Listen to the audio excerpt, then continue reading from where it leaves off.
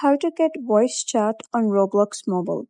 Hello guys and welcome back to the channel. In this video, I'm going to show you how you can get voice chat on Roblox Mobile. So let's get started. First of all, you gotta head over open Roblox application and then you gotta click on more here at the bottom right. Once you do so, you gotta scroll all the way to the bottom, click on settings, and then you gotta click on account info.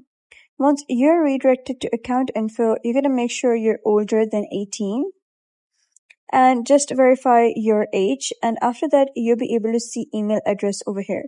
So you'll either be able to see email address or phone number. Whichever option you're able to see, simply click on it and add your email address or phone number.